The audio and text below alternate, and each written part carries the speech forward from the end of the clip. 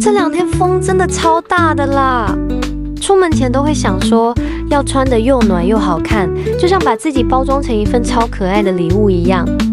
这一套超适合赶着上班又不想看起来狼狈的时候穿，就算在冷风里也能保持从容的节奏。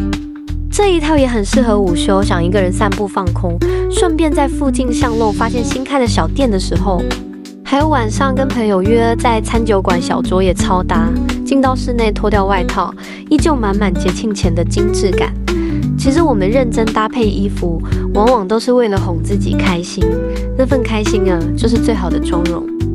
年末聚会越来越多了，你是那种热衷提早规划好穿搭的人，还是当天打开衣柜才临时决定的派别？我自己就是后者啦，每次都会站在衣柜前发呆个10分钟呢。